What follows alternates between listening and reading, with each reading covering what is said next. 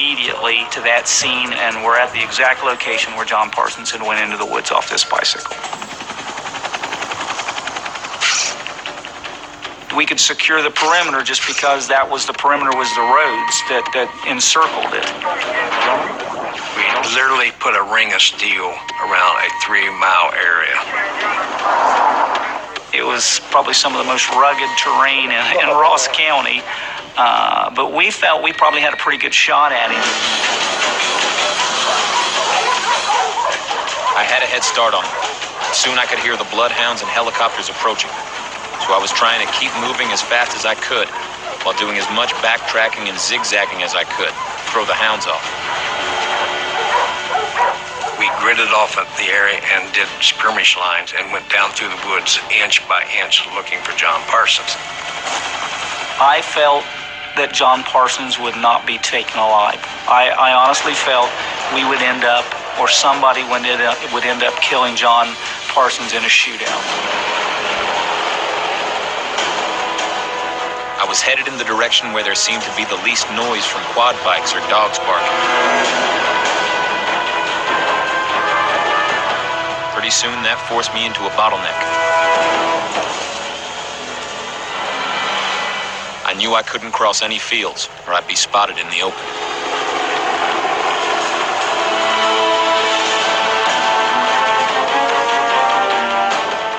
I decided to head up towards Route 28 and hope that I could somehow make it across.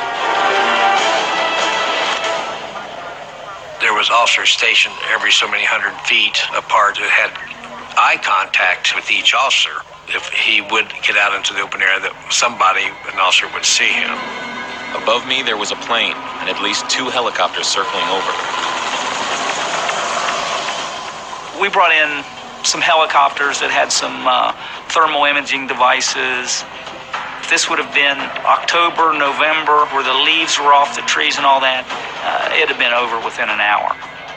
It just, the visibility was zero once you got under the foliage, and that foiled the infrared stuff, and he knew it. John Parsons knew that. By the time I reached the wood line along Route 28, there was too much law enforcement traffic. I had no choice but to look for a good place to hide and hope they didn't find me, while I waited for the right moment to cross.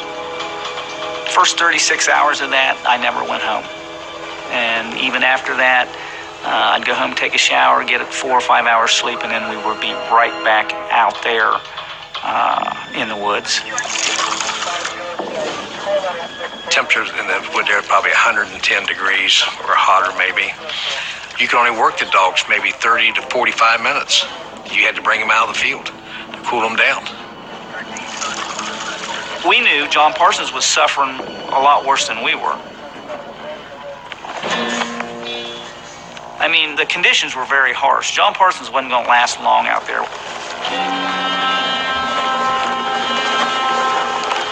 I hadn't had anything to drink since the escape. I had to come out of my hiding spot and find water. I was having trouble even thinking straight. I knew it was a huge risk, but I was desperate.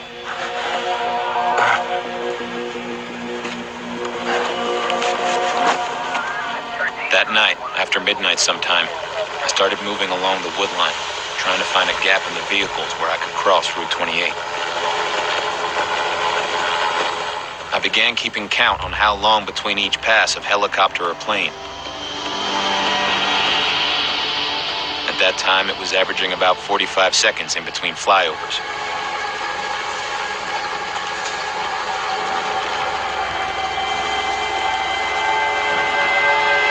Now there was no turning back.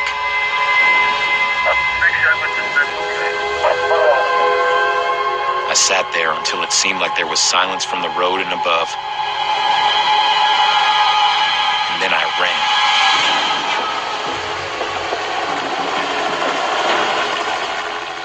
I couldn't believe it. I'd made it across without being seen.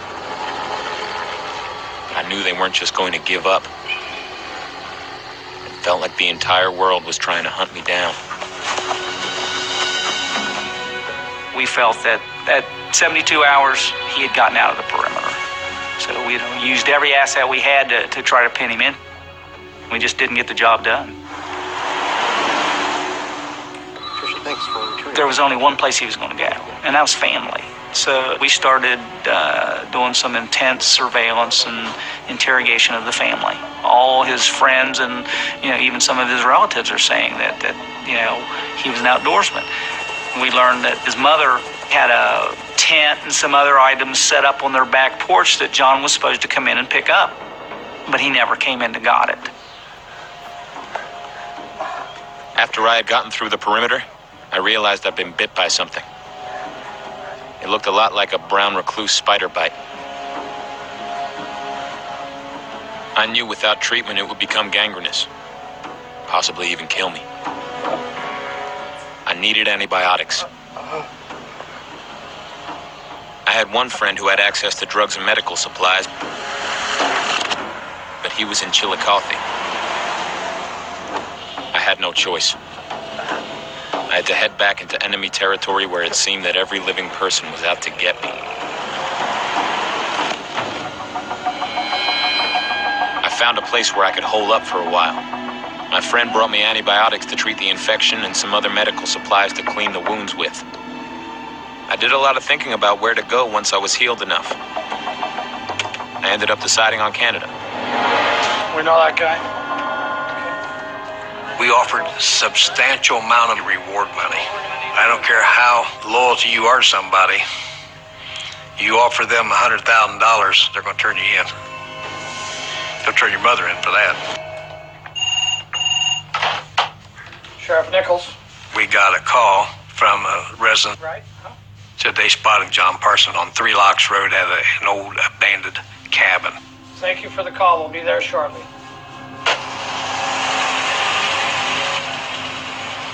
We immediately responded with officers going that area. We were very optimistic we were going to get him that day. This would be the day that would conclude the search. Got our formation, immediately went to the cabin, approached the cabin as fast as we could.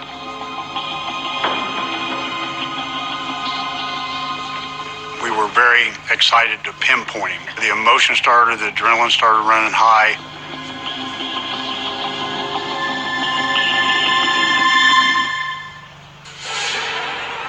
John Parsons! Come outside with your hands up! Let me see them now! We decided to search the cabin.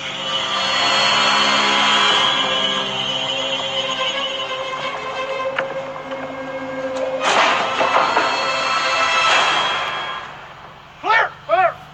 We found out that he had a trapdoor in the bottom that he could go right out, and he had already escaped the cabin before we made entry.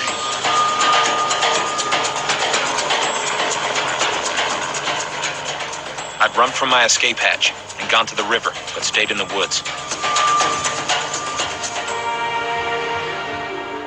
I ended up on Eastern Avenue, about a mile from the jail I'd escaped from and right next to a lumber company.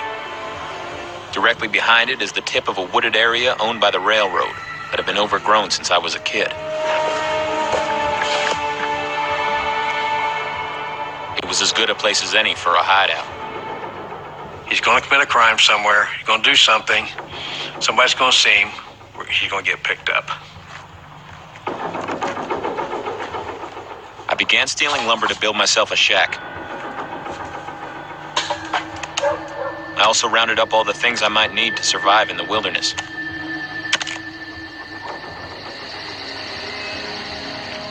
I needed more light for my shack.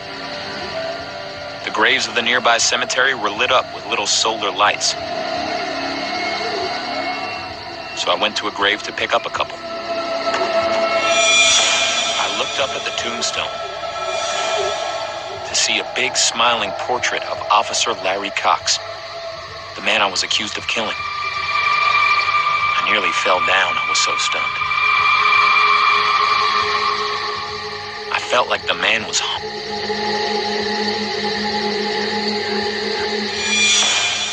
I'm ashamed to admit it, but I wrapped up the lights and headed back to my shack.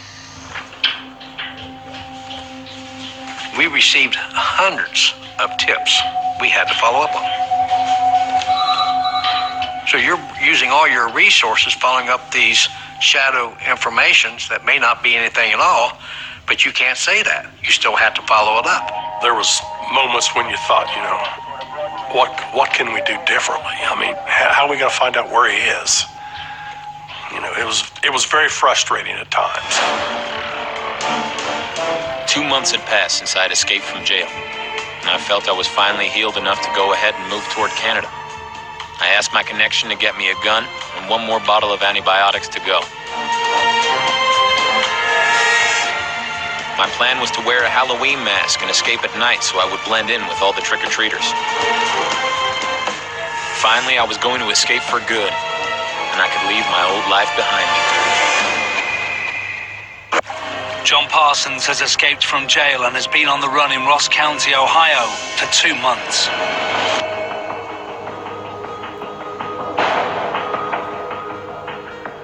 We had got some information that said somebody had built a little crude structure in the vicinity of the Eastern Avenue Lumber Company. We just eaten lunch. We were all standing out behind the law complex kind of talking. And the call came out that John Parsons had been seen in the shack behind the lumber store.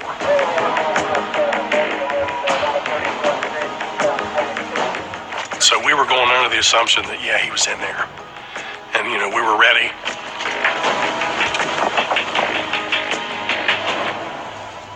I guess we were expecting the worst. We thought that he would probably fire on us.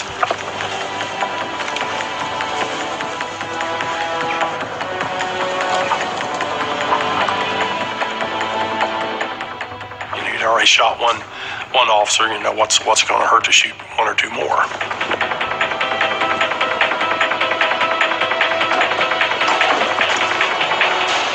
The minute I saw the tattoo on his leg of a naked lady, I knew it was John Parsons. We had him. Come out with your hands up. It's just kind of a cold chill went through my body, elation, I guess. We ordered him to put his hands out, and ask him if he had any weapons. He said no, the only thing he had was a knife.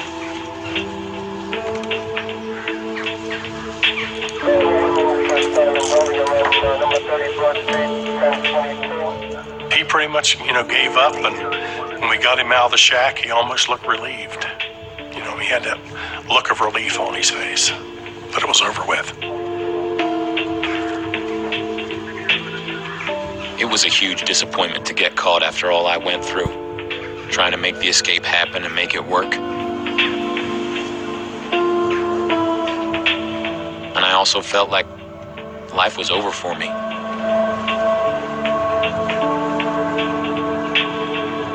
I fully expected the death penalty.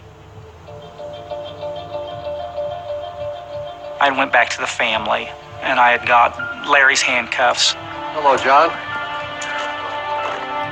I said, John, I've got Larry Cox's handcuffs I'm going to put on you. And he said, okay. I had felt that it was only fitting that once John Parsons had escaped, that he should go back to jail in Larry's handcuffs.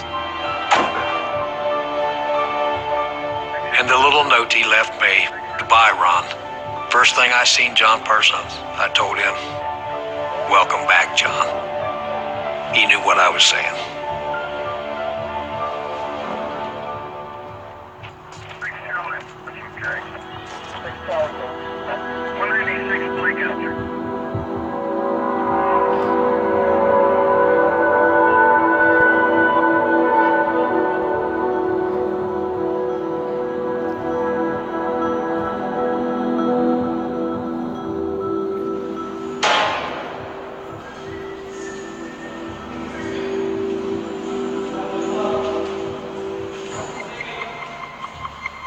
I draw a lot of portraits now, and it always brings back the memory of the one I seen on the tombstone that night.